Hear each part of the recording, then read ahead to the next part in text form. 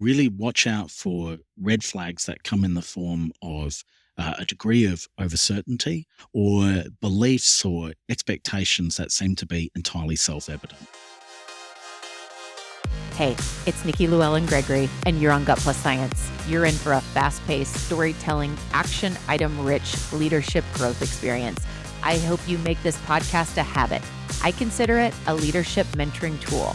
Learning together makes us better together, and that is how we change the world around us. Let's get to it.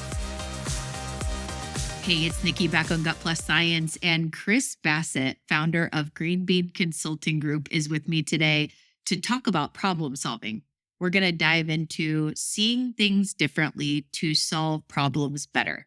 Chris has spent years honing his approach to problem solving by helping leaders and teams shift their perceptions to unlock new solutions, improve alignment, and ultimately create breakthrough results. His method is called the First Grow method, and it combines deep insights from neuroscience with practical leadership strategies incorporated in. Chris, welcome. I'm curious, what drew you to focus on perception as the root of better problem solving? Absolutely. Well, thank you, Nikki, and thank you for having me today. So, what really drew me in was initially was an interest in abstract art and more sort of a lack of understanding around that and looking to see how you could interpret art more effectively. And part of that learning led through to starting to think around the way in which the brain processes information and learning from cognitive science. And then I took those insights there and applied them into a consulting environment, which is really my background, and looking at how you could solve complex problems by recognizing some of the hurdles and some of the obstacles that can arise simply from the biology of how the brain operates. So starting off with the abstract art component, I mean, where it really came from originally was I grew up in a town called Adelaide in South Australia, and we had a festival centre where they had these huge Fred Williams paintings. And Fred Williams was an abstract artist. He painted sort of Australian landscapes. And I was always fascinated by these because on the one hand, they were huge and sort of well regarded, but on the other hand is that they were entirely flat, like deliberately two-dimensional. And I really struggled with how you were meant to take these on effectively. They weren't at all representative. I didn't really grasp that until I started to read Ernst Gombrich's work, and Gombrich was like a giant of 20th century art criticism. And he developed a concept called the beholder's share. And what's interesting about that is that it very closely aligns or acts as a nice analogy to the way in which the brain processes information that it's receiving, sort of sensory information, but also working with memory, which is no surprise. I mean, Gombrich was very close to early psychoanalysts and early philosophers of the 20th century. So, in terms of the beholder's share, I mean, what he describes is really the way in which you engage with works of art. His point is that you don't engage passively. You're not just kind of absorbing the information you're seeing and looking at the work itself. You're engaging with it, and interpretation is a key part of that. His argument is that in order to really engage with the work of art, you're bringing your memories to it and your expectations and your assumptions, and you're really working with what's in front of you in order to understand that. Now, in Fred Williams's example, for instance, is that what he's presenting is a very, obviously an abstracted out version of the Australian landscape. It's really just kind of lines and squiggles and splotches and things. But what you bring to it is your memory of having seen the Australian outback, for instance, and say, I can see where he's going. This is a particular language or a particular style of representing that. Now, where that ties in with the way in which cognitive science tells us that the brain structures information is that effectively we draw substantially on our memories as a predictive model and validate that with sensory information that's coming in through the senses themselves in real time. Now, the more that I started working through that, the more I started to recognize that from a consulting perspective, when I was working with clients around very complex problems, a key hurdle that they had was bringing their own past experience into the way in which they were looking at the challenge. Sort of bringing through all the baggage, you could say, of where they've had experiences with that challenge in the past and what worked and what hasn't worked, and it really filtered out ways of looking at that challenge differently. And so from there, I became very interested in the idea of saying, well, if bringing your past experience into the mix is simply just a part of the way in which the brain structures your experience. How can you accommodate for that when you're looking at a very familiar challenge, but you want to see it in a new light, or you want to see it as objectively as possible? And that's what really got me started from there. And the idea behind this is that it can help teams move from kind of getting stuck in the mud and slowing down to being able to make real progress with challenges that have stuck around for a long time. This is so fascinating. You said that word earlier, and I'm like, I'm feeling that right now. I'm very fascinated. I want to go deeper on understanding perception in this context, just to make sure that everyone is, let's kind of define it. And then I've got a few other questions I want to ask, just going deeper on perception. Oh, absolutely. So, and I should say as a caveat, so I'm not a don't have a neuroscience background. My background's in philosophy and consulting, but certainly these insights kind of draw on people like Eric Kandel, Nobel Prize winning cognitive scientist, people like Anil Seth, for instance, and we can perhaps talk through some of their works later on.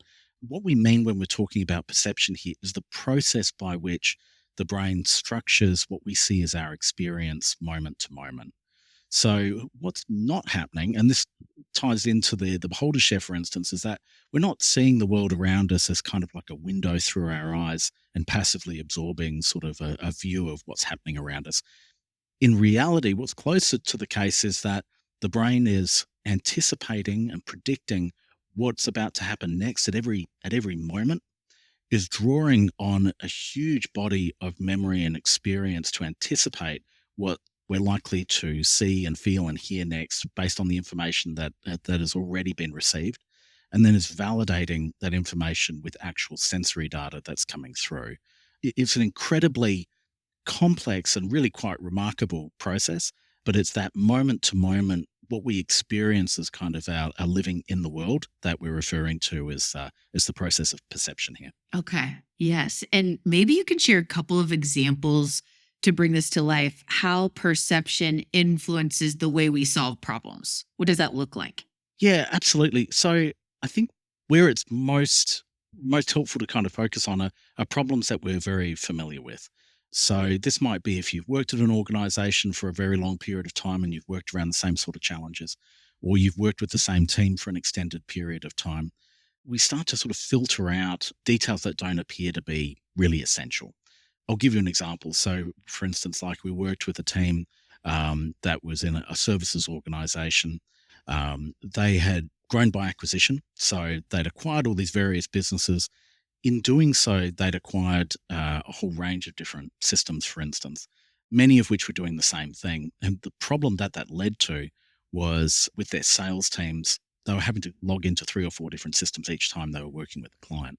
That in itself became a problem where competitors were attracting away great talent because their systems were easier to use, and within the organization, they were far simpler. Now, when we spoke to the client, they'd recognized this was a problem from a talent perspective, but had been working around this issue because it had been part of their growth story for such a long period of time that they'd really kind of narrowed down on this is our understanding of what the problem is, this is how we frame it, and this is how we're going to solve for it. Now, when we went through that with them, and I was working at the time as part of an IT consulting firm, our team were looking at this and saying, well, actually, it's a more complex problem than that. You might take that solution into it with the system that you're looking at, but it's not necessarily going to address the problem as we're seeing it from the outside in. But the client was like, nope, nope. We've got this. We spent a lot of time with this issue. So that's an example of where effectively you risk creating a moat around the problem and leaving out and sort of starting to filter out opportunities and other elements there that could otherwise help you solve the problem more effectively.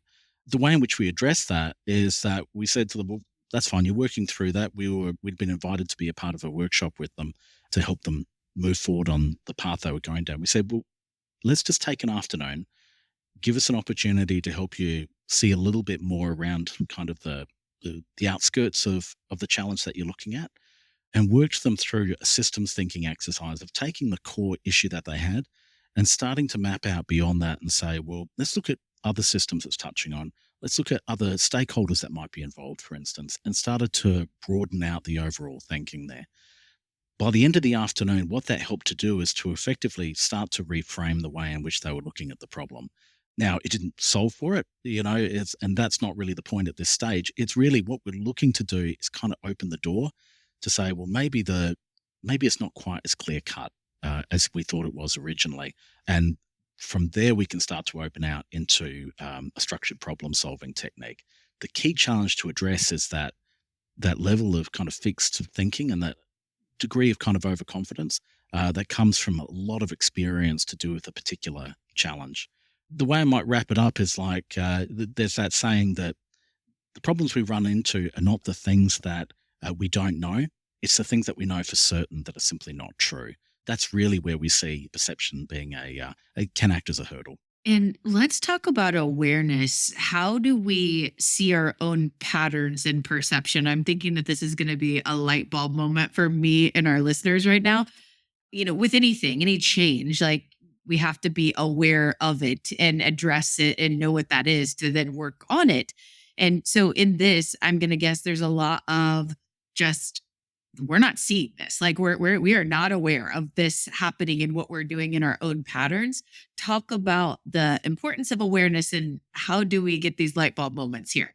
Yeah, absolutely. I mean, in terms of the work that we do, we have sort of layers of work that we apply from a team level all the way down to an individual level. But I guess as a simple approach, what I'd suggest would be looking out for red flags. And what I mean by that is particularly beliefs that you may have or thought patterns that you're saying or statements that are coming up where there's a high degree of certainty and where beliefs seem to be self-evident. That to me is typically kind of a trigger that there's an opportunity there to dig in a little bit further and to make sure that we've got all of the evidence available there and really rigorously analyze that. What I'd suggest, like a hypothesis I could walk through, would be or a hypothetical example that derives from a case I had working with a client. But imagine that you're a general manager overseeing an organization that's largely an operations firm, and your CFO comes to you and says, "Look, third year running, your operating expense is 10% higher than your nearest competitor." And you think, well, we've been through all these cost optimization programs over the last couple of years. How much can we sort of squeeze out of the orange?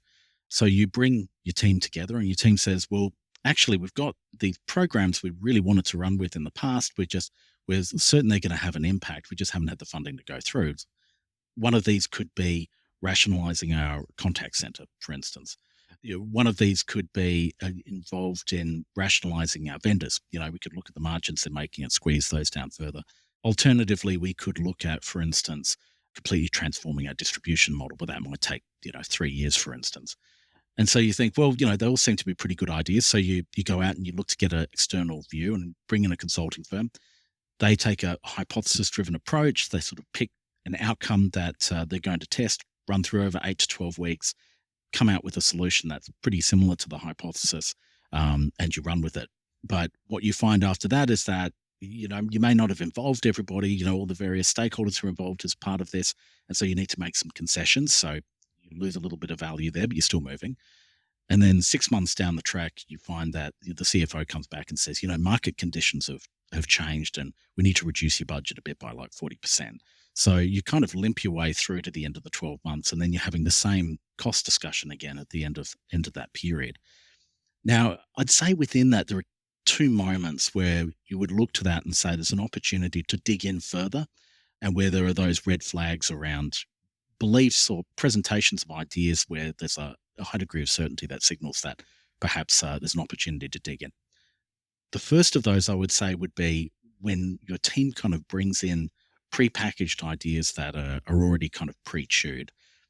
I would suggest that at that point, there's an opportunity to take those, but really look to objectively analyze those particular solutions.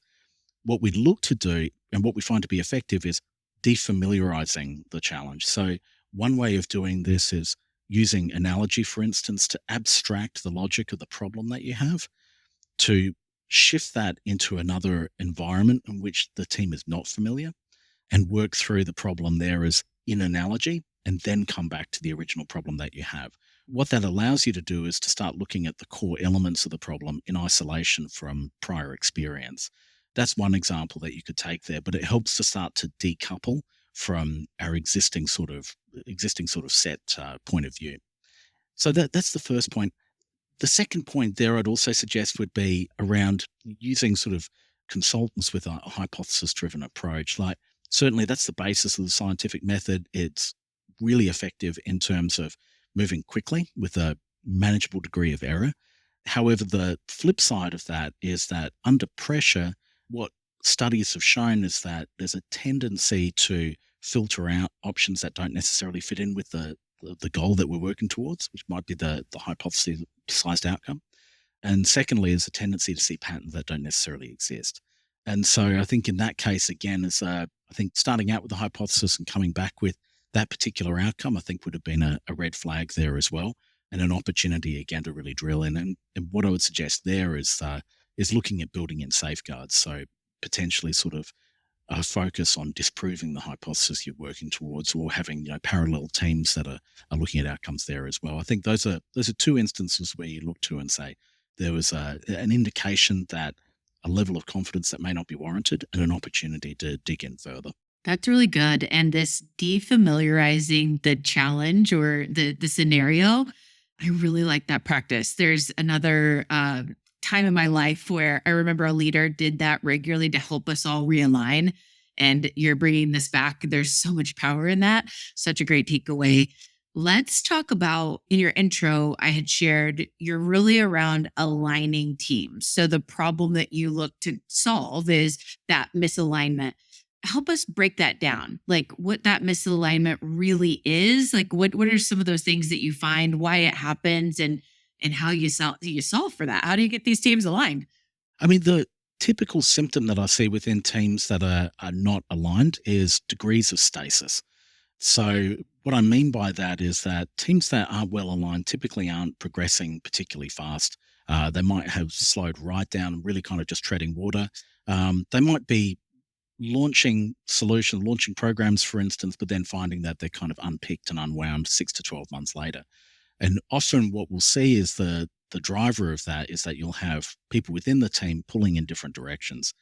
Now that may not be entirely intentional either. And this is again comes down to how you're seeing the problem. It may well be that within the team there are different points of view or different interpretations of the goals and so on that are leading to that kind of gentle pull in different directions. So that's typically what we would say. The way that we address that, we address it in three ways within the program that we have. The first of which is at a group level with the overall team. The second of which is a pairing structure that we adopt. And the third of which is at an individual level.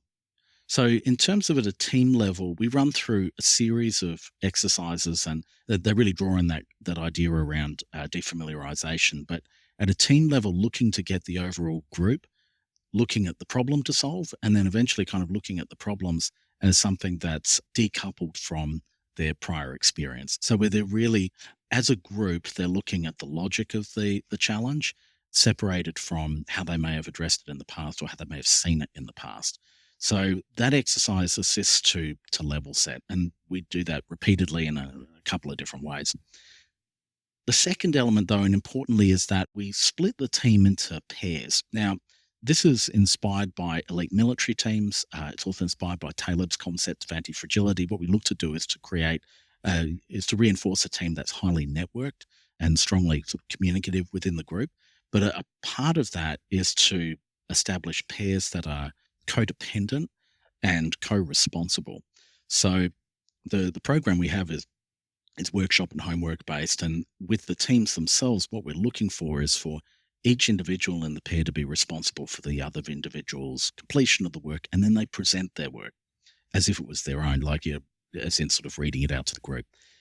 Part of the reason that we do that is to encourage starting to put yourself in the position of your colleague, your pair, and starting to become more aware of the way in which they're thinking and exploring sort of the logic that came into the way in which they're structuring things and so on, and building an awareness of other people's mindsets and the way in which they're structuring their thoughts.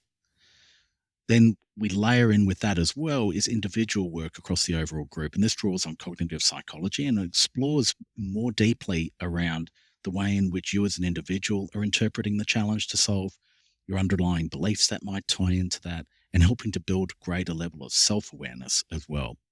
So all of that really is tied together from a facilitator's perspective of kind of orchestrating all of that. But the intention is to increase awareness from the individual up through to the team, while at the same time focusing around the problem and the logic of the problem itself, so that you can work towards getting individuals onto the same page, getting them to a point where they're more open and aware of how other people are thinking, and recognizing that and factoring it into their own way of looking at the challenge, and then sort of shepherding them towards a single point of focused around the solution itself. Wow, so fascinating. Like I feel like we could like dig in all day with you. There's so much here. The first grow method that was created by you, right? Yes, absolutely. Okay, so this is your proprietary solution that you brought forth here. Walk us through the first grow method. Maybe tell us some stories, and yeah, I'm excited to learn about it. No, absolutely. So, in terms of the first grow method, so we designed this specifically for teams that were looking to solve very complex challenges, looking to build that kind of muscle within their team. So, the intention is that it's a program that teams can learn to use, become part of their overall organization, something that they can do in person or remotely, and take that from there. But in terms of the program itself, it's broken up into three core components, which we refer to as sort of the context phase. There's the translate phase, and then test and learn, and then initially a preparation phase there. So the preparation phase is probably the most important of all of those elements there. Our suggestion is that you want to allow yourself as much time as you can afford. And within that, the one of the most important components is really looking at defining the core problem itself. We provide tools and techniques in there to really drill down into what the problem is that you're looking to solve, and then what outcome you're looking to achieve from there. The second key element of that, though, is working through the people side of it. You want to make sure that you've got a great sponsor in there, but also there's the work in selecting the team to be involved in the overall program. And like I mentioned earlier, it's workshop and homework based, although it's flexible. So you can stretch it out as long as you wish or condense it all the way down. But ensuring that you've got the right people in the room is key. And then looking through sort of what are the personality types that you want to pair up as part of the overall program, because the pairing component is really quite key. And then finally, there's the logistics around it, and so there's different considerations whether you do it remotely or in person. So once you've worked through that, the body of the program is broken up into those three elements around context, translate, and test and learn. The context part is really where we start to get into deeply understanding the challenge and really looking at defamiliarizing that through a range of different techniques. We use things like looking to sort of a future time and working backwards. We use analogy heavily, case studies. We use systems thinking as a key guide throughout the entire program. There's sort of research and readouts and so on. What the aim is there is to really soak the problem in a huge amount of data. We talk about it as sort of like soaking a walnut in water in order to open it, rather than sort of cracking it with a hammer.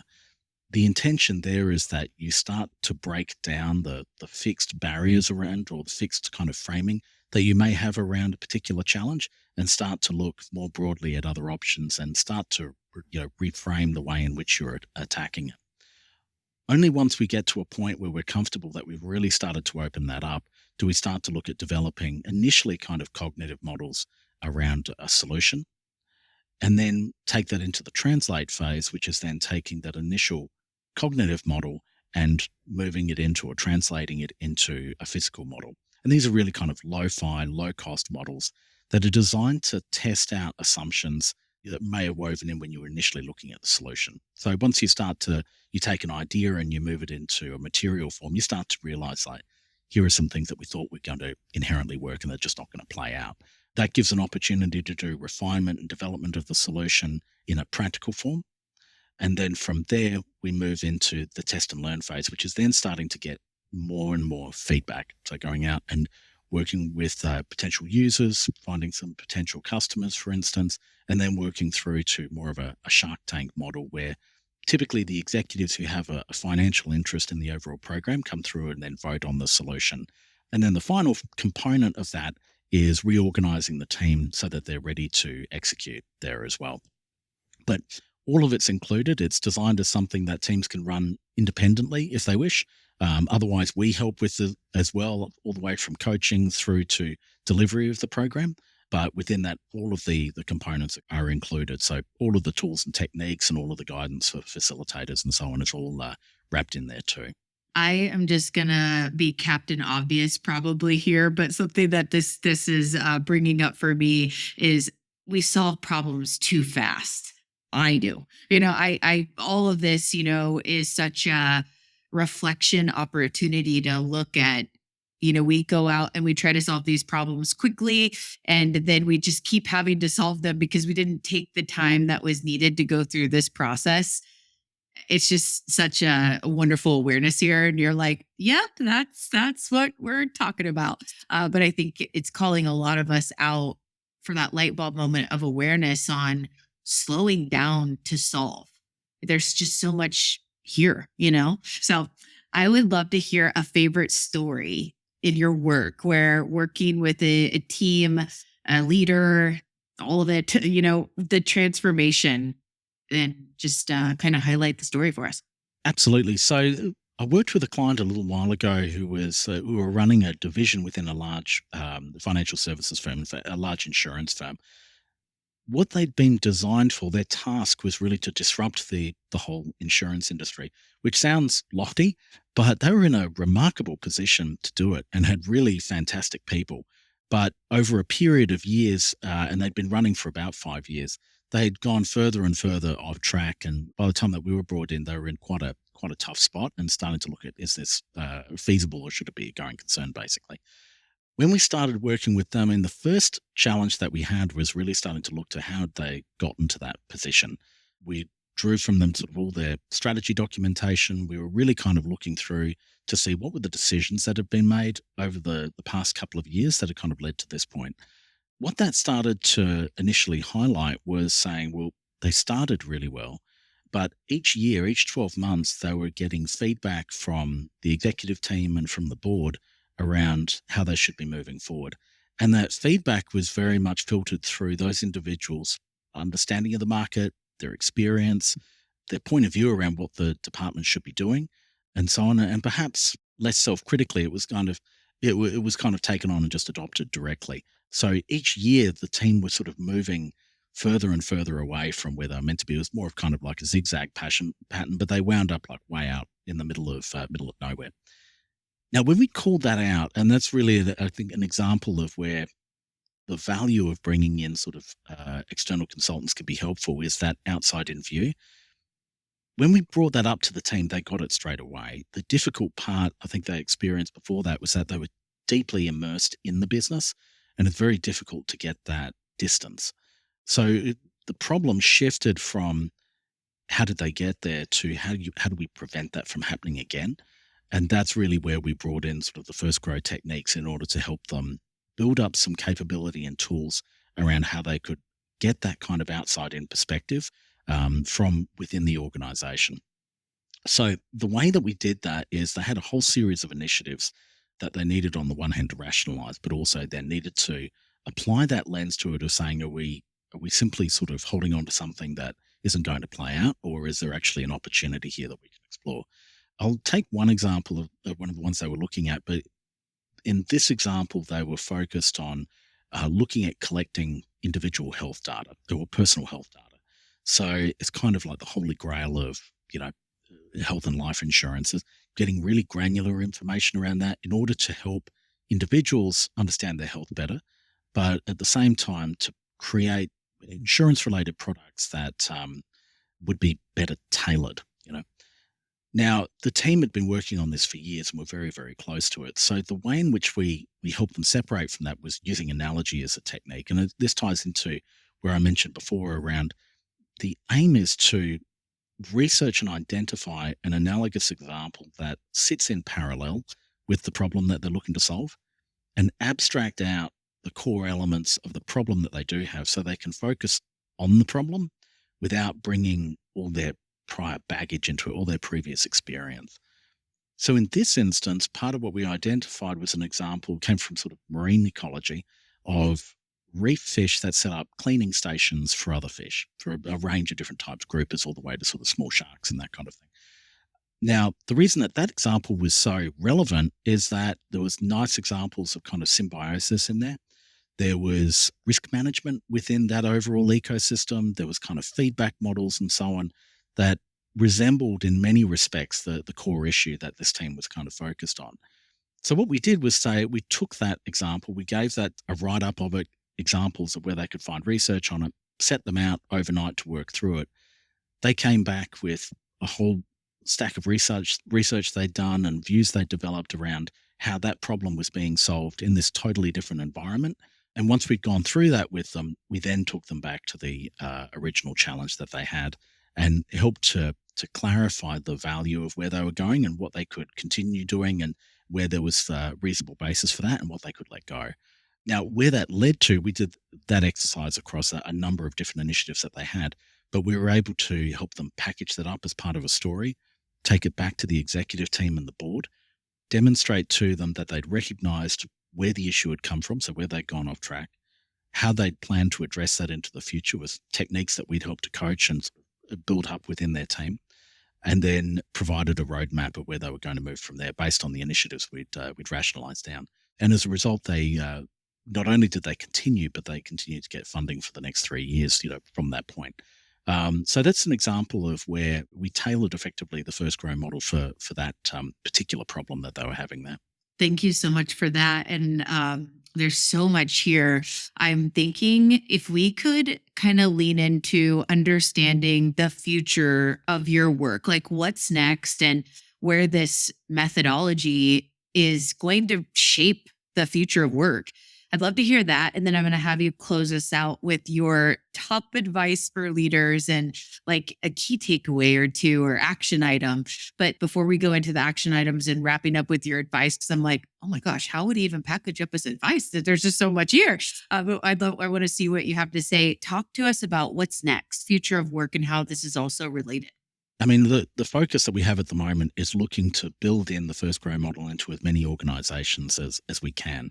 Whether that be by organizations picking up the method and learning it themselves and deploying it themselves, or alternately going and working with organizations, coaching them, demonstrating to them how it works, and then passing it on in that way. But the objective of all of that is to build it in within organizations from there.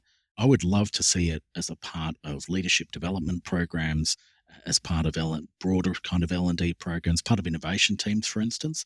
But it really is looking at taking the learnings that we've had from here and looking at passing that on so that it becomes part of organizational muscle. I would love to see that, and that's really very much where we're focused.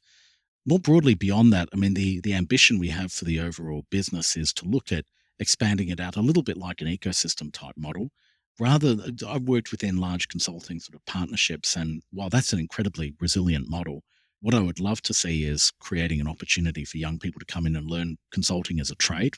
I believe it's a trade as much as anything else, and then go on and then build out their own complementary and adjacent organizations around Greenbean, and then sort of take their own variants of that out there as well. So that's where we're looking sort of longer term. I love that. Really making, the model a foundational practice for leadership development. And then for consultants or aspiring consultants, that this is a model in their toolbox or that what they're built on. I love that. Well, bring us home and wrapping up for, the leaders that you've worked alongside. You've watched their transformation going through this methodology, and how would you hone in your best advice for this is such a big topic, there's so much here. What are the key priorities and maybe an action step or two? I think the number one thing I would call out is really watch out for red flags that come in the form of a degree of overcertainty or beliefs or expectations that seem to be entirely self-evident. The more that we listen for that, the more opportunities we'll find of saying this is where we need to take a pause and drill into that and ensure that take steps to being as objective as possible. That would be my number one call out from there, just in terms from a practical perspective. But where I would say as a next step, and my suggestion would be for your listeners, is really to take an action here, even if it was just 2 minutes, but take an action today of, finding some of the material around this. There's some fantastic literature. Anil Seth's book, Being You, Mark Holmes's The Hidden Spring, Jeff Hawkins's book on intelligence. They're all very accessible and excellent introductions to some of the ideas that we've talked about today. Download those, read the first couple of pages. We've put out a white paper recently. Check that out. Alternately, you could put together a list of challenges that you've been working through over the years and you feel like you haven't really gotten on top of, and take another look at that and say, would some of the techniques that we've talked about today around abstracting out the core challenge, around defamiliarizing those issues to then tackle them differently, would those be helpful to help us get over that? And if it would be helpful to send those out to us and have a chat about it, we'd be happy to do that too. Great. I love that so much. Well, Chris, we're going to head over to our lightning round where I've got just a couple of questions for you, and we're going to make sure that your best way of being contacted is included here as well. So that if anybody has been inspired like me and just like fascinated or have particular stories or challenges that they want to bring up, that they know how to get with you. But just a couple quick things. If you could pick one book, the book that changed your life, or a core book that you just would really recommend for any leader, which one book would you choose? Oh, geez. The one book I would choose would be Stanley McChrystal's Team of Teams. He is a remarkable individual, and it's a big part of that is talking about his story of how he redesigned the Navy SEALs in the early 2000s. That there is just so much to take from that. It's really quite. It's an excellent book. Oh, awesome. We'll add that to our recommended reading list per Chris Bassett. Thank you. And Chris, when you're not working, what's that thing that you lose track of time? You love to do it so much, the hobby, or, just something that you really enjoy in some free time? Oh, for sure. For me, it's music. I have very broad taste in music, but I love it. Like it's kind of Nick Cave and the Bad Seeds. There's a range of different things that come to mind. But I'm a big music fan, all types. Great. Music brings such the vibe in life. Okay, if anywhere in the globe, in the globe, whatever, where is that place that is most special to you? A place that you've been or grew up or whatever, like where is that place geography wise that recharges your soul? Oh, that's a great question. I've been all over. I loved Berlin. So I had just a amazing experience there, and particularly, sort of some of the areas within East Berlin are amazing. So that is a incredible city. And New York comes in close to that too. I mean, New York is totally unique in the world, so it's quite remarkable too. Awesome. And finally, what is the best way for our listeners to get in touch with you after the show today? Absolutely. So the best way would be via email, which is chris@greenbeanconsultinggroup.com, or otherwise via our website.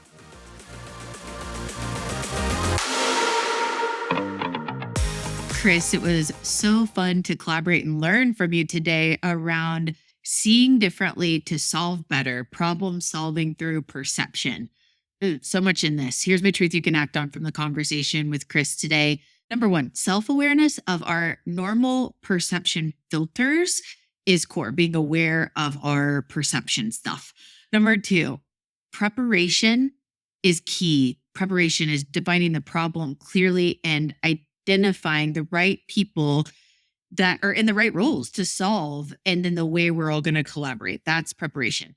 And then number three, context is, the example of defamiliarizing the challenge, and then a deep dive into the data to break down like fixed barriers or fixed mindsets, like so we can see things from a fresh perspective together. That's context. Number four is translate, is starting to then materialize the solution or solutions. And then number five is test and learn. We're going to try it and get feedback and try it and get feedback. And then finally, number six is the core tip Chris shared, is watch for red flags around certainty and challenge it. Like, no, I know this. Like, no, that would be a red flag. We want to challenge our thinking defamiliarizing and look at it in a different way. Oh, such a great episode. Thank you again, Chris. We'll see you all next time.